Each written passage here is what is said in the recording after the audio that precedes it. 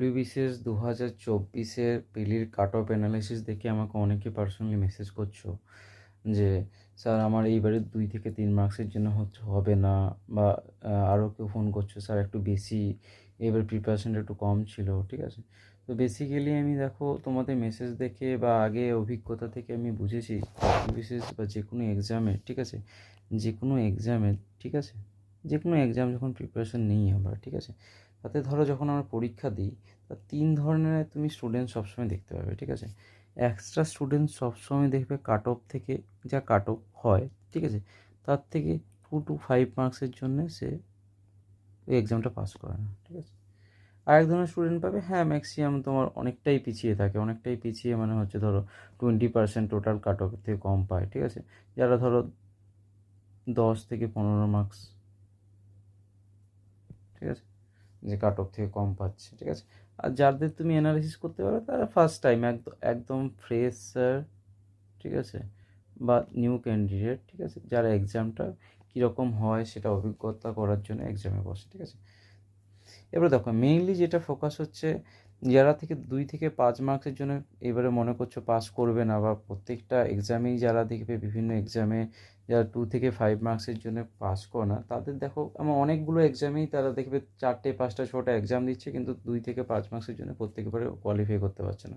তো বেসিক্যালি তারা কেন এই কোয়ালিফাই করতে পারছে না, সেটা প্রথম কথা হচ্ছে তোমরা একবার অ্যানালিসিস করো, নিজেদের অ্যানালিসিস করো, তারপরে আমাকে পার্সোনালি মেসেজ করো, গ্রুপে মেসেজ করো। ঠিক আছে, তোমরা আমাকে বলো। তো আমার যেটা উপলব্ধি বিভিন্ন এক্সাম দিয়ে বা ধরো এই জায়গায় আসার পর, ঠিক আছে, আমি তাতে মনে করি দেখো কি হয়েছে এইবারটা, যদি এইবারের এক্সামটা তুমি ধরো WBCS 2024টা যদি আমি ধরি, তো এই ক্ষেত্রে যেটা হয়েছিল কি বলো তো, ডেটটা অ্যানাউন্স করার পর তোমরা টাইম 1 থেকে 1.5 মান্থসের মতন পেয়েছিলাম, 1.5 মাস। ঠিক আছে, সেক্ষেত্রে তোমার হাতে একদমই টাইম ছিল না। ঠিক আছে, ডেট অ্যানাউন্স হওয়ার পর তখন তোমরা যেটা করেছিলে কি বলো তো, শুধু পড়ে গেছো, মানে রিভিশন করেছো হয়তো, ঠিক আছে, কিন্তু যেটা করনি সেটা হচ্ছে প্র্যাকটিস। মক টেস্ট দাওনি টাইমলি, টাইম ধরে। তার জন্য কি হয়েছে দেখো, তার জন্য তোমরা ভুল করেছো, কি অনেক সিলি মিস্টেক করেছো।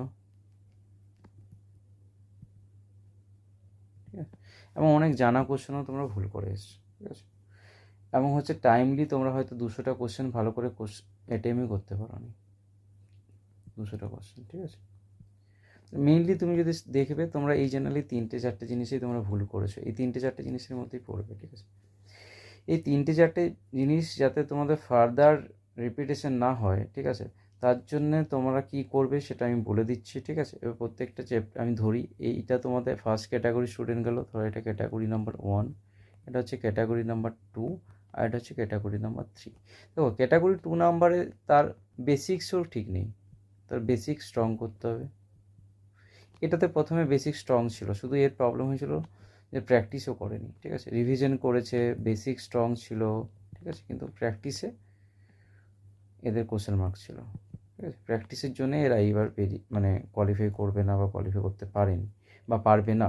ঠিক আছে, বেসিক স্ট্রং নেই ছিল, বেসিক স্ট্রং ছিল না, এবং হয়তো প্র্যাকটিস তো কম ছিলই। ঠিক আছে, প্র্যাকটিস তো কম ছিলই, তাহলে একে ফার্স্ট তোমরা বেসিক স্ট্রং করো। ঠিক আছে, এবং প্র্যাকটিস, প্র্যাকটিস মানে কী হয় বলো তো, আমাদের একটা প্রবলেম পশ্চিমবঙ্গে যে প্রত্যেকটা পরীক্ষা অ্যানাউন্স হওয়ার পর মানে কন্টিনিউশন থাকে না, অ্যানাউন্স করার কোনটা পর 5 মাস, কোনটা 6 মাস, কাউটা কোনো 1 বছরও লেগে যাচ্ছে। ঠিক আছে, এক্সাম কন্ডাক্ট করতে। তো বেসিক্যালি যেটা করতে হবে দেখো, কোনো একটা তোমাদেরকে আমি বলি, যে যতই তোমরা পড়াশোনা করো বা যে এক্সাম যে পরীক্ষার জন্যই তোমরা প্রিপারেশন নাও, 100% কোনো দিন সিলেবাস কভার হয় না। ঠিক আছে, করতে পারা যায় না। কিন্তু তোমরা যদি ভাবো 100% আমি সিলেবাস কভার করবো, তারপর তোমার মক প্র্যাকটিস করবো, তাহলে হবে না। মক তোমরা রেগুলার বেসিসে দিতে থাকো, যে ধরনের স্টুডেন্ট রেগুলার বেসিস, তবে তুমি তোমার ইমপ্রুভমেন্ট করতে পারো, নাহলে ইমপ্রুভমেন্ট করতে পারবে না। মক রেগুলার বেসিস তোমার দিতেই হবে। ঠিক আছে, এটা হলো সেকেন্ড টাইপ। এবার ফ্রেশার বা নিউর ক্ষেত্রে আমি তোমাদেরকে বলবো, দেখো তোমরা একদম ফ্রেশ, ঠিক আছে, তোমরা কি করো, প্রথমে যে কোনো একটা সাবজেক্ট যখন পড়বে, ঠিক আছে, চ্যাপ্টারে ভেঙে নাও, চ্যাপ্টারে। ঠিক আছে, সেই চ্যাপ্টারগুলো আস্তে আস্তে স্ট্রং করো, এবং যেটা তোমরা করবে সেটা চ্যাপ্টার ওয়াইজ মক টেস্ট।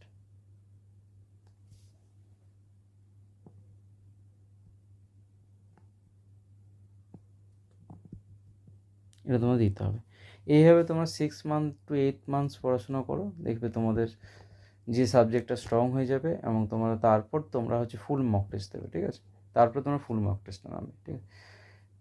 তোমাদের ফুল মক টেস্টে নামার কোনো দরকার নেই, কিন্তু যারা 2 থেকে 5 মার্কসে পেরিয়ে যাচ্ছ, ঠিক আছে, এবং 10 থেকে 15 মার্কসে প্রত্যেকটা এক্সামে কম পাচ্ছ, তারা কিন্তু রিভিশন তো তাদের করতেই হবে, রিভিশন তো তার বিকল্প হয় না, কিন্তু তার সাথে মক টেস্টও রেগুলার বেসিসে দিতে হবে।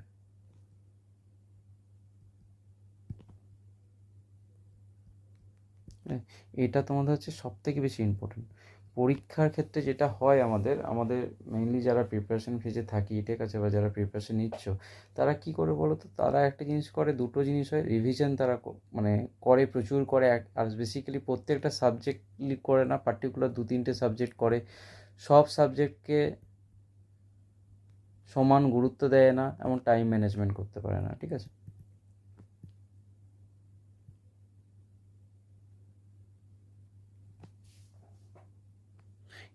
এই 3টে জিনিস হচ্ছে খুব ইম্পর্টেন্ট জিনিস, ঠিক আছে? তো বেসিক্যালি আমি তোমাদেরকে বোঝানোর চেষ্টা করলাম, বা আমি তোমাদেরকে বোঝাতে হয়তো পেরেছি জেনারেলি তোমাদের কোন জায়গায় ভুল হচ্ছে, ঠিক আছে? আমি যে টপিকগুলো তো বললাম, যে পয়েন্টগুলো বললাম, সেছাড়াও যদি তোমাদের কোনো পয়েন্ট মনে হয় যে এই পয়েন্টগুলোর জন্য আমি আরও পিছিয়ে পড়ছি বা কোয়ালিফাই করছি না, তুমি আমাকে মেসেজে জানাবে, ঠিক আছে? আমি তোমাদেরকে 1-to-1 তোমাদের যে ভুলগুলো থাকছে সেগুলো আমি আলোচনা করার চেষ্টা করব, ঠিক আছে? আমার এগুলোই মনে হয়েছে, আমি তোমাদেরকে এগুলোই বলার চেষ্টা করলাম, ঠিক আছে? এছাড়াও যদি তোমাদের মনে হয় যে পার্টিকুলারলি কোনো টপিক বা কোনো কিছুর জন্য তোমরা মিস করছো, ঠিক আছে, বা কোয়ালিফাই করতে পারছো না, আমাকে জানাও, ঠিক আছে? আমি তোমাদেরকে আবার ইমপ্রুভমেন্ট করার জায়গাগুলো বলে দেবো, ঠিক আছে? আপাতত এগুলো তোমরা শুরু করো, ঠিক আছে? এই একটা জিনিস। আরেকটা জিনিস তোমাদেরকে বলি, ঠিক আছে, যারা ধরো এইবার 2024টা তোমরা ভাবছো কোয়ালিফাই করবে না, ঠিক আছে, ডাব্লিউবিসিএস আমি তোমাদেরকে বলে দিচ্ছি, ঠিক আছে? তোমরা যারা ভাবছো ডাব্লিউবিসিএস 2024 প্রিলিমিনারি কোয়ালিফাই করবে না, ঠিক আছে, তারা একদম যেটা পাখির চোখ করো, সেটা হচ্ছে ওয়েস্ট বেঙ্গল পিএসসি মিসলেনিয়াস, ঠিক আছে? এটাকে তোমরা ওয়েস্ট বেঙ্গল পিএসসি মিসলেনিয়াসে দেখো, যারা ফার্স্ট ক্যাটাগরিতে পড়ছো তাদের তো আর আলাদাভাবে প্রিপারেশন কীভাবে করবে সেটা আমার নতুন করে বলার দরকার নেই, ঠিক আছে? তাও যদি তোমাদের মনে করছো যে প্রপার গাইডেন্স কীভাবে পড়বে বা কোন বইগুলো পড়বে যদি বলো, তো আমি ভিডিও বানিয়ে দেবো। আমার কিছু ভিডিও আছে, তোমরা দেখে নিতে পারো, ঠিক আছে? বাট তোমরা যেটা করো, মক টেস্ট, ঠিক আছে, মক টেস্ট দিতে শুরু করো, ঠিক আছে? মক টেস্ট রেগুলার বেসিসে দাও, ঠিক আছে? মক টেস্ট রেগুলার বেসিসে দাও, ঠিক আছে, এবং রিভিশন করতে থাকো। আর মক টেস্টটা কীভাবে দেবে দেখো, মক টেস্ট দেওয়ার রুল আমি তোমাদেরকে বলি। বেসিক্যালি হচ্ছে যে কোনো পরীক্ষার কম্পিটিটিভ এক্সামে গ্রুপ একটা খুব ইম্পর্ট্যান্ট ফ্যাক্টর রোল করে, ঠিক আছে? তোমরা 3-4 জন মিলে একটা গ্রুপ বানাও, ঠিক আছে? তারপরে তোমরা এক্সাম দিতে থাকো, তোমার কপিটা অন্য কাউকে দাও, ঠিক আছে? এইভাবে তোমরা নিজেদের মধ্যে কপি ইন্টারচেঞ্জ করতে পারো, বা তোমরা হচ্ছে তুমি নিজেরাও মেলাতে পারো, কিন্তু নিজেরা মেলার অনেক সময় টাইম লাগে, ইমপ্রুভমেন্ট করা যায় না। তারপরে নিজেরা ডিসকাস করে যে পার্টিকুলারলি একটা খাতায় লিখে রাখো এইবার এক্সামে তোমরা কী ভুল করলে, সেটা নেক্সট বার এক্সামে সেটা রিপিটেশন করো না।